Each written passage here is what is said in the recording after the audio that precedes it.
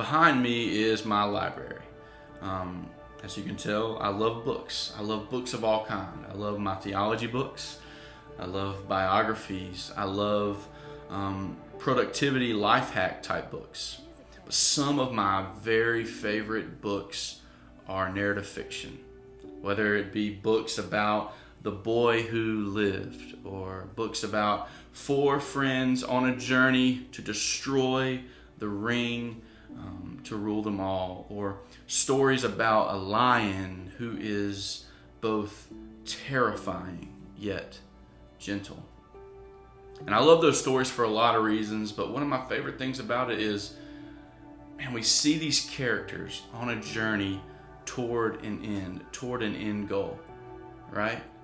And I love those stories because when we read those stories, we can identify with certain characters or certain aspects of different characters, and we can even place ourselves in the story at times. And I love that. I think that when we read books like that, we learn a lot through the journeys of these characters. Well, this book is no different. The Bible, while it is full of incredible wisdom literature, incredible dispositions and teachings, right? We can read Ephesians and we can read Galatians, and we can see Paul telling us how we ought to live in light of the gospel.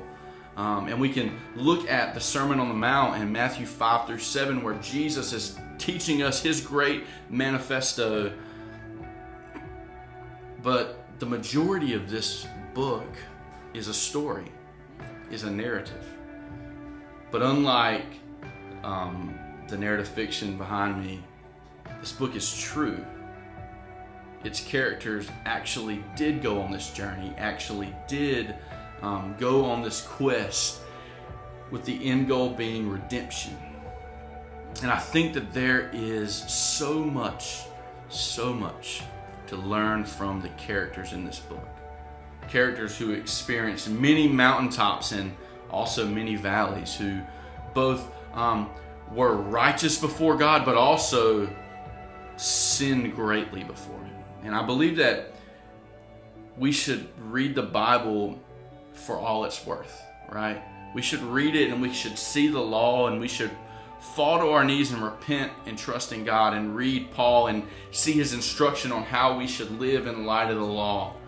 But I also believe that we should read these narrative stories, and we should see ourselves in these characters, and we should see, man, I have fallen short just like David has fallen short, right? Or I have trusted God in a situation just like Noah trusted in God in a situation.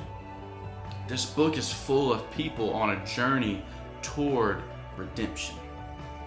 And so, starting next week, we are starting a new online Devo series called People on the Journey, where we're going to take turns looking at different characters in the Bible, trying to learn some life lessons from them as we see ways that they both were awesome and also were humiliated, where places where they were righteous and had faith in God, but also places where they sinned against God. And as we look at these characters, our prayer is that you would learn from them, that you would look at their story, that you would identify with them, and would help us to see that we, just like the characters in this Bible, from Adam and Eve on to Revelation, right? We are a part of the same story that has been happening since the beginning of time, that this book is about. We are a part of this grand story of redemption.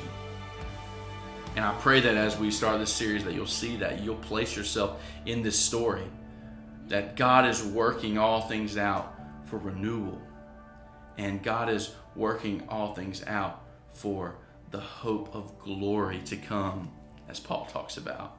So I'm really excited to start this. We hope that you'll join us. We hope that you learn a lot from the characters in the Bible.